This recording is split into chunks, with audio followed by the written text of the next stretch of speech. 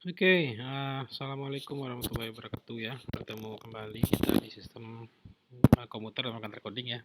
Modul 1, mata kuliah pengantar coding di pertemuan kedua. Masih di modul 1 ya. Jadi sebelumnya kita sudah membahas tentang sistem komputer, perangkat komputer, sistem bilangan, fungsi-fungsi komputer, ada komponen komputer, ada hardware, software, dan brainware. Nah, sekarang kita masuk ke pemrograman ya, bahasa pemrograman dan algoritma untuk menulis bahasa pemrograman. Capaian dan indikasi pembelajarannya kurang lebih sama ya. Nah, kita akan membahas tentang pengantar pemrograman dan algoritma pemrograman dan cara menulis algoritma itu sendiri. Nah, konsep dasar program komputer. Jadi bahasa pemrograman komputer adalah instruksi standar untuk memerintah komputer. Jadi bahasa pemrograman ini merupakan suatu himpunan dari aturan sintak dan semantik yang dipakai untuk mendefinisikan program komputer. Fungsi bahasa pemrogramannya itu memerintahkan komputer untuk mengolah data sesuai dengan alur berpikir yang kita inginkan.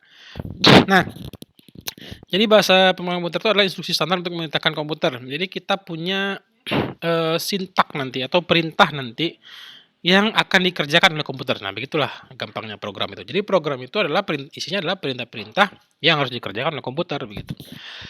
Jika kita eksekusi nanti. Oke, kemudian suatu himpunan dari aturan sintak. Jadi tadi ya, ada instruksi-instruksi, aturan-aturan, baik dia secara sintak, secara rule, atau secara semantik, secara makna, dipakai untuk mendefinisikan program komputer. Jadi dia untuk mendefinisikan program komputer. Nah, fungsi bahasa pemrogramannya itu untuk memerintahkan komputer untuk mengolah data. Jadi dia instruksi-instruksi atau sintak-sintak atau aturan-aturan tadi, itu dia tujuan utamanya lebih banyak pada mengolah data ya, mengolah data dengan alur berpikir yang kita inginkan. Nah, begitulah ya kurang lebih maknanya ya. Nah, kemudian ada beberapa bahasa pemrograman ya. Ada dari yang object oriented, high level, middle, dan low level. Nah, beberapa contohnya itu adalah Visual D-Base ya untuk object oriented, Visual Fox Pro, Delphi, dan Visual C. Untuk high level language ada Pascal dan Basic. Untuk middle ada bahasa C dan untuk low ada assembly. Nah, jadi dari atas ke bawah itu semakin ke bawah semakin susah dipelajari oleh manusia, ya. Nah, semakin ke bawah semakin susah dipelajari oleh manusia. Jadi object oriented lebih mudah dipelajari daripada high level. High level lebih mudah dipelajari daripada middle. Middle lebih mudah dipelajari daripada low level begitu ya. Tapi dari bawah ke atas itu semakin cepat pemrosesannya. Jadi kalau Anda menulis dengan bahasa low level itu lebih cepat dibandingkan dengan bahasa middle level, dibandingkan dengan bahasa high level, dibandingkan dengan bahasa object oriented. Jadi fungsi untuk menulis 1 ditambah 1 ya, jika dibandingkan dengan low level, dibandingkan dengan object oriented, itu lebih cepat low level prosesnya begitu ya. Tapi lebih mudah Anda menulisnya di object oriented gitu. Nah, itu trade off-nya ya. Trade off itu apa istilahnya ya? Ya trade off lah. Timbal baliknya lah begitu ya. Timbal baliknya begitu. Oke. Generasi bahasa pemrograman ada mesin ya, ada assembly, ada high level, ada fourth generation ya, ada programming language berbasis objek dan yang salah satunya adalah web development. Jadi mesin language ini dia betul-betul bahasa mesin ya, yang betul-betul dikenali oleh mesin. Mesin hanya mengenal bahasa 0101. Jadi ada arus listrik atau tidak ada arus listrik seperti yang saya bahas sebelumnya ya. CPU itu punya transistor yang mengirimkan arus listrik 0 dan 1. 0 tidak ada arus listrik, 1 ada arus listrik. Nah, assembly language itu bahasa yang lebih dekat ke mesin ya. Jadi Anda tetap mengakses memori ya. Memori di komputer itu bisa diakses dengan alamatnya, dengan perintah yang sangat banyak berhubungan dengan angka, dan sedikit sekali berhubungan dengan bahasa manusia seperti Go, seperti save begitu ya. Nah, itu sedikit sekali, itu bahasa assembler. Nah, bahasa yang ketiga bahasa C ya, bahasa high level itu lebih banyak bahasa yang lebih manusiawi, tapi ada juga bahasa matematisnya atau bahasa komputernya. Nah, yang keempat itu Sebagian besar, mayoritas atau mostly atau 80% lah. Kalau kita bilang C itu mungkin 60% lah ya bahasa manusia atau 70%, 30%-nya bahasa mesin.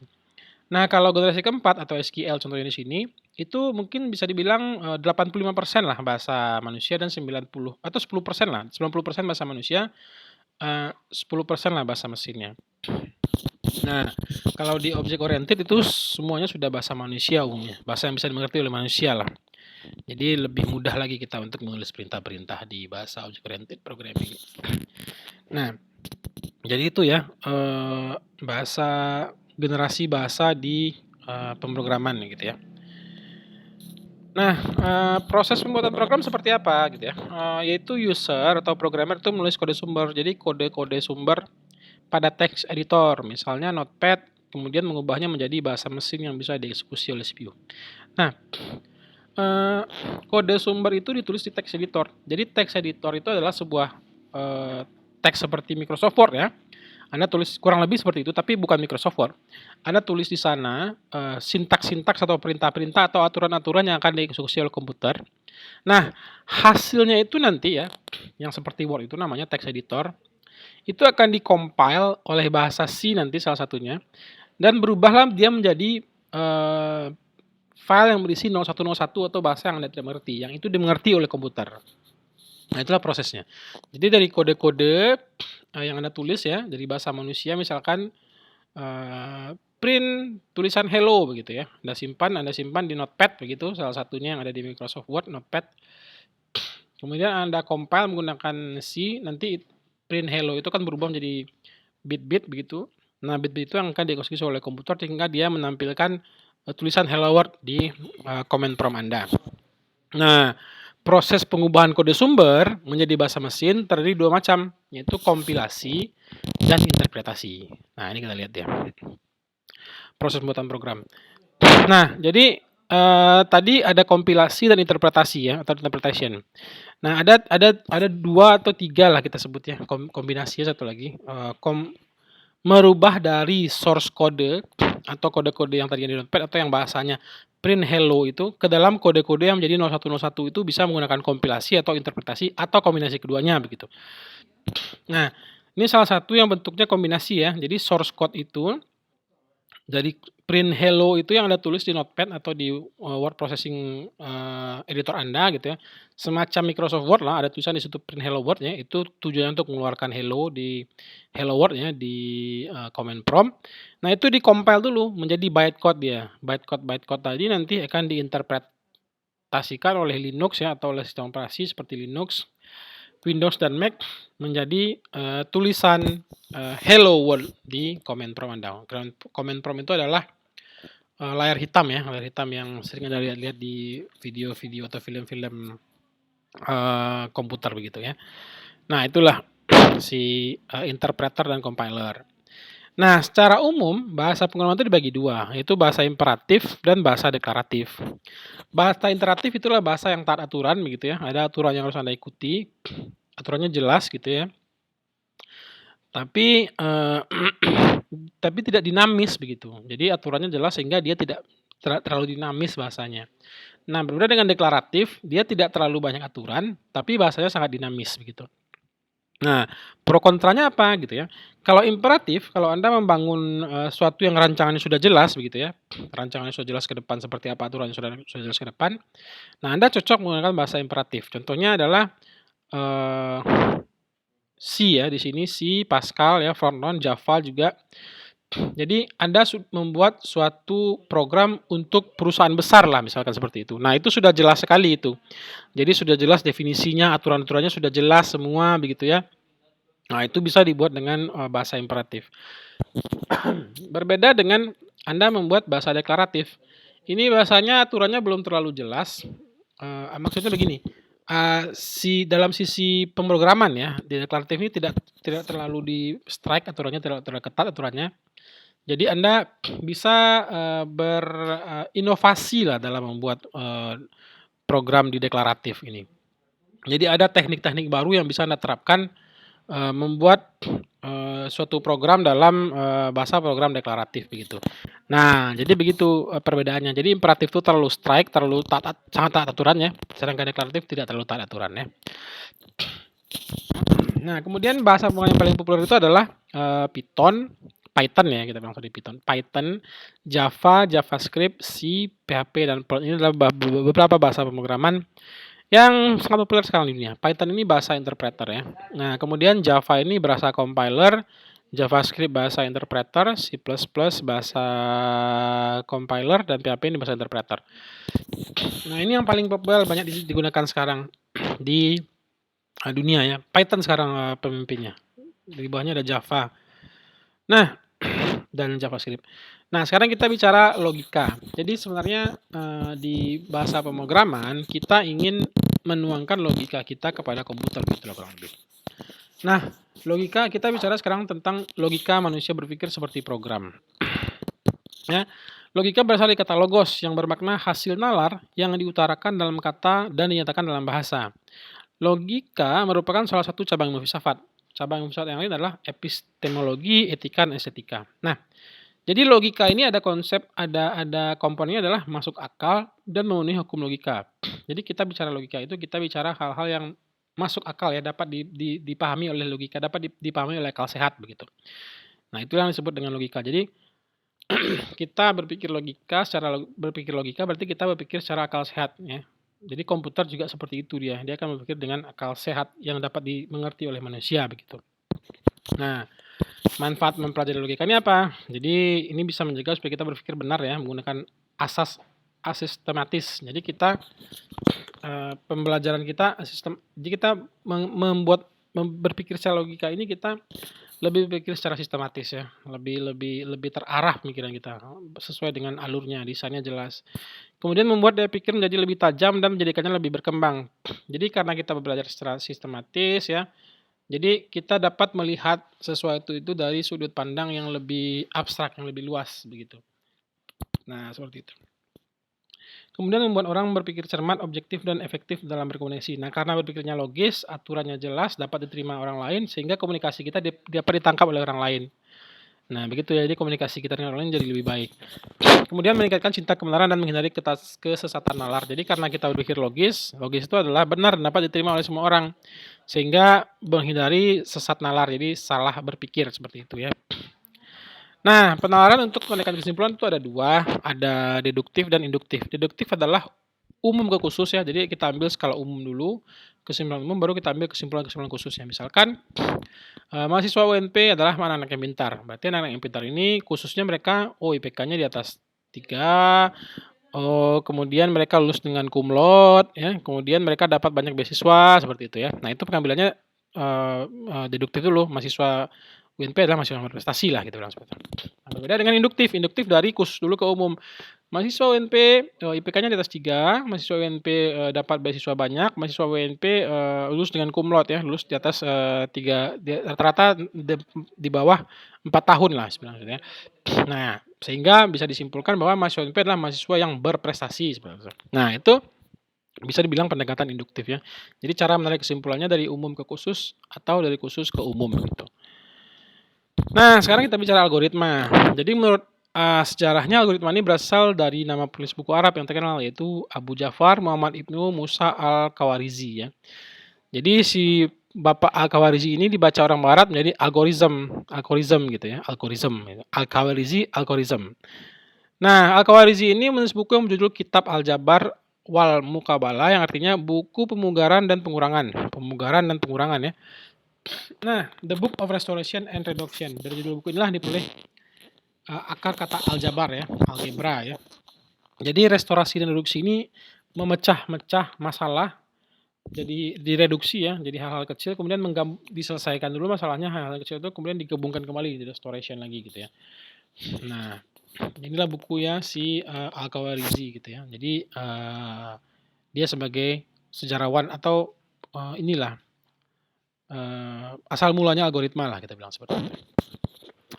Nah, contoh penerapan algoritma ada di algoritma perutuan ya, seperti sales misalkan akan berkunjung ke beberapa tempat ya di satu kota, misalkan di 5 tempat, maka dia akan mengunjungi tempat Maka bagaimana caranya dia mengunjungi tempat, secara maksimal ya. Ya gampangnya kita bilang supaya bensinnya hemat lah, biar dia nggak boros bensin gitu. Jadi tempat mana dulu yang mesti dia kunjungi, tempat kedua yang mana, tempat ketiga yang mana, tempat keempat yang mana, tempat kelima yang mana. Nah itu yang kita coba rancang, bagaimana urutannya agar bensin dia hemat, begitulah kita gampang. Nah kemudian yang kedua algoritma Branson-Ham untuk menggambarkan garis lurus. Nah kalau kita bicara garis lurus, garis itu dibentuk dari dua buah titik ya. Jadi titik A, titik 1 dan titik 2. Dua titik inilah yang menghubungkan, yang membuat garis bisa lurus ya. Ya karena dia garis lurus begitu. Nah mungkin ya mungkin 4 garis yang nggak lurus lagi, ada bengkok berarti. Nah algoritma Branson-Ham itu dia seperti itu basicnya. Jadi dia menggunakan dua koordinat ya, dua garis lurus untuk menghubungkan, untuk membuat sebuah garis. Kemudian algoritma Knapp-Morris-Pratt untuk mencari pola dalam teks dalam bidang informasi retrieval ya. Jadi pengambilan teks itu kita bisa bilang paling gampang itu adalah contohnya deteksi plagiat dari tugas mahasiswa lah misalkan. Jadi bisa dilihat nanti siapa nih yang tugasnya mirip-miripnya seperti apa. Oh, kalimat-kalimatnya banyak muncul sama. Contohnya kalimat-kalimat menggambarkan tuh sama banyak dia. Kemudian kalimat-kalimat menuliskan juga sama banyak, sama-sama 10.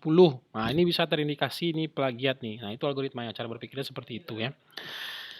Nah, ini contoh algoritma penulisan algoritma di sini. Di sini algoritma untuk membuat toge tumis yang siap dihidangkan ya. Tujuannya akhirnya toge tumis yang siap dihidangkan. Pertama kita siapkan dulu bahan-bahannya. Jadi kita siapkan toge, tempe, cabai, bawang merah, bawang putih, lengkuas, dan bahan-bahan lain. Kemudian yang kedua, kita iris bawang merah, bawang putih, cabai, dan lengkuas. Nah, di sini nampak kelihatan ya, kita tidak mungkin bisa mengiris bawang merah, bawang putih, cabai, dan lengkuas jika kita tidak siapkan bahan-bahan tersebut. Makanya, langkah 1 ini harus dipenuhi dulu agar kita bisa masuk ke langkah 2. Makanya di sini disebut dengan algoritma ya, dia terstruktur, tersistematis dengan baik.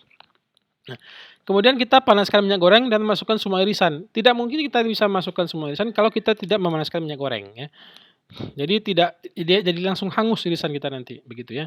Nah, jadi tidak mungkin juga kita memanaskan minyak goreng dan masukkan semua irisan kalau kita tidak siapkan bahan-bahannya. Nah, makanya dia terstruktur. Jadi langkah 1, 2 selesai dulu baru bisa langkah 3. Jadi struktur dengan jelas ya.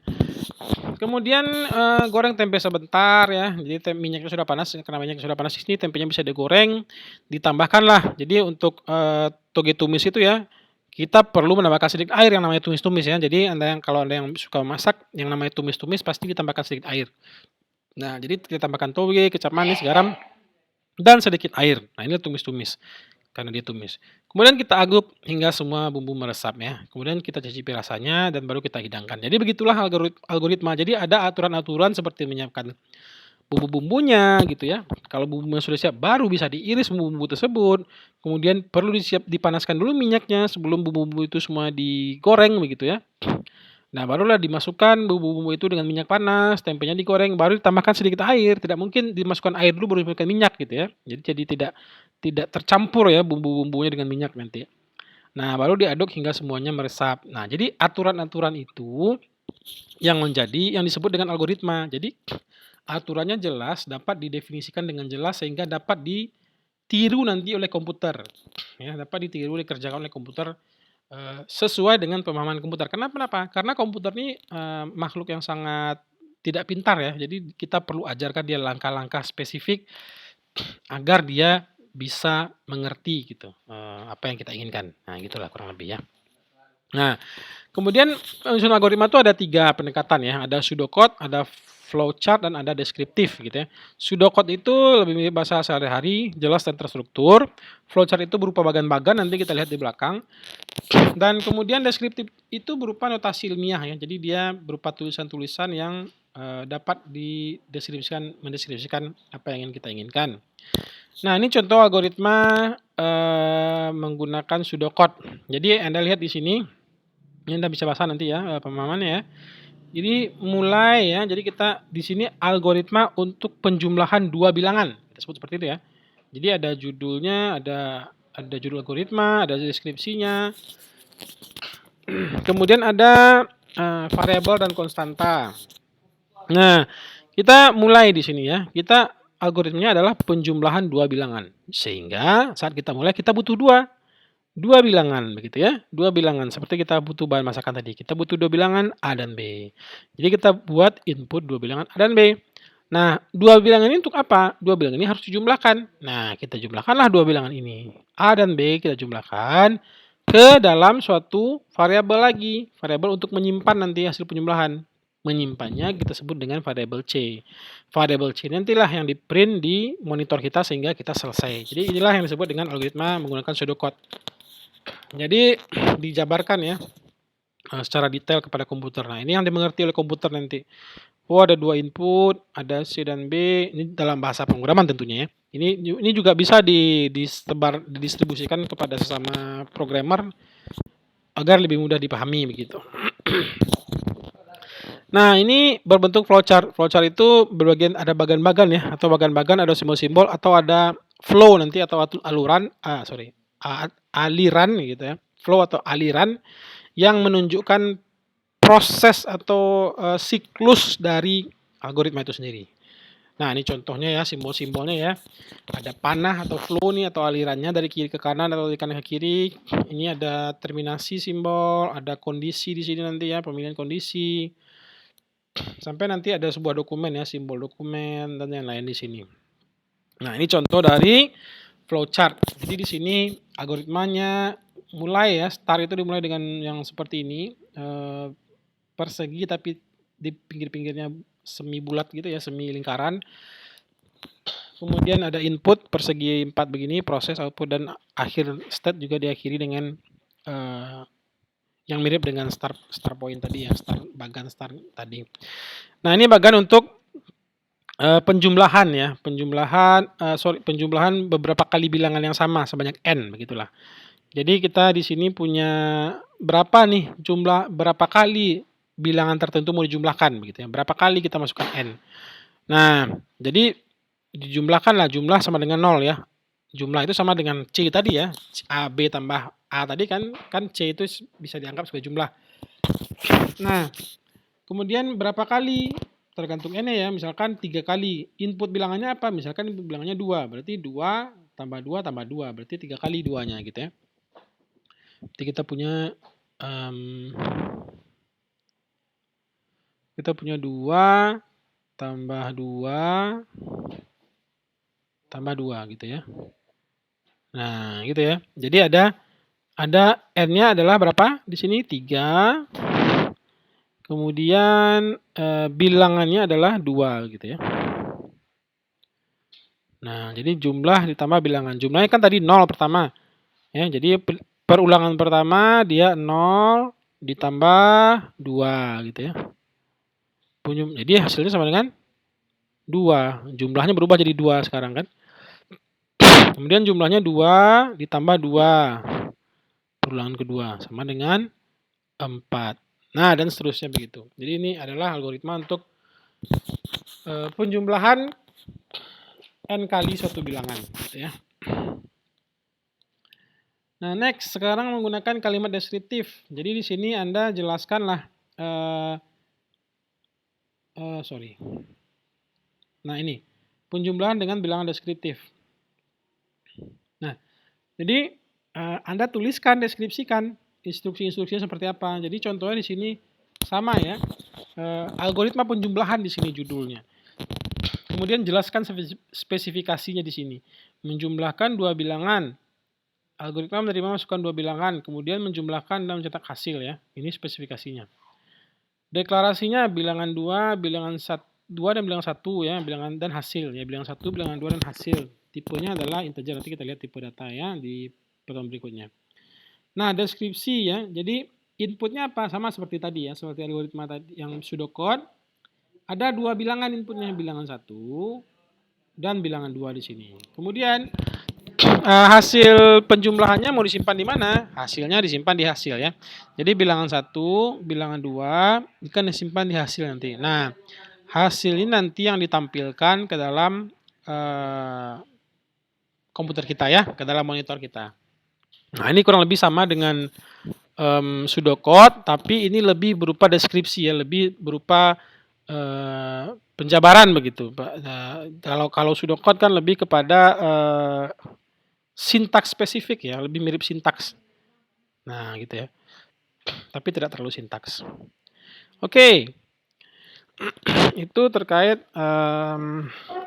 algoritma. Nah, sekarang untuk mengimplementasikan ya program-program kita selama 1 semester ke depan akan menggunakan dari mata kuliahnya menggunakan Dev C++. Jadi ini ada kelebihan-kelebihan dari C++ ya. Anda bisa baca nanti secara umum dia bisa saya bilang tadi ya, dia bahasa middle, jadi dia mungkin bisa dibilang cepat. Pada saat ini C ini adalah bahasa yang paling cepat dan paling cepat pemrosesannya dan paling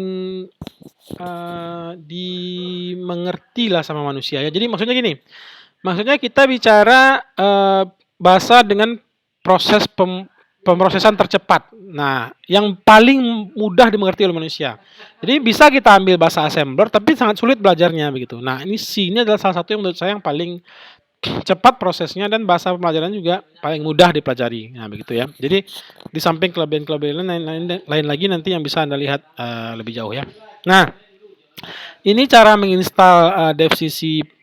Nya Anda bisa ambil nanti di Google ya, DevC++, kemudian Anda download di source code, di-download. Kemudian tinggal disimpan berkasnya. Kemudian tinggal diinstal ya, diinstal, ikuti langkah penginstalannya, tinggal di next ya, diinstal dan agree dan next. Kemudian kalau sudah selesai nanti, maka akan muncul instalasi Dev C++ sukses dan contoh program C++. Jadi seperti ini. Jadi nanti Anda bisa tuliskan, nanti akan muncul seperti ini Windows begitu Anda selesai menginstal ya. Anda klik nanti Dev C++-nya. Nah, Anda bisa coba printkan Hello World nanti. Clean Hello World, maka diklik nanti salah satu execute-nya di sini di play, maka akan muncul Hello World. Nah, Anda juga bisa nanti execute selamat datang di kampus UNP sampai 10 kali. Nah, ini akan muncul juga nanti. Nah, ini seperti itu ya kurang lebih ya. Nah, jadi sekianlah pertemuan kita, pertemuan kedua ini. Jadi tadi saya sudah jelaskan tentang bahasa pemrograman ya. Cara menulis algoritma ada 3, ada pseudocode, ada flowchart, dan ada deskripsi ya. Kemudian algoritma itu adalah urutan yang sistematis ya dari suatu hal yang ingin kita lakukan. Jadi kita perlu mengajarkan komputer karena komputer ini makhluk yang sangat tidak pintar sekali, maka kita perlu mengajarkannya langkah-langkah detail bagaimana hal itu bisa dikerjakan agar si komputer itu bisa mengerjakannya. Contoh paling gampangnya 1+1 harus panjang itu tadi kita menjelaskannya. Nah, jadi silakan di-install, di-download ya C++ ini, silakan di-install, silakan dicoba karena 1 semester ke depan kita akan menggunakan program ini untuk membuat tugas-tugas kita. Nah, jika Anda ada pertanyaan silakan berkabar melalui grup WA atau silakan japri juga ke saya, tapi lebih baik melalui grup WA ya. Jadi sehingga nanti teman-teman yang lain juga tahu jika Anda punya kendala, nanti bisa teman-teman yang lain yang punya kendala yang sama tentunya bisa menyelesaikan kendala itu dengan feedback yang dari Anda begitu ya. Nah, demikian saya ucapkan terima kasih. Assalamualaikum warahmatullahi wabarakatuh.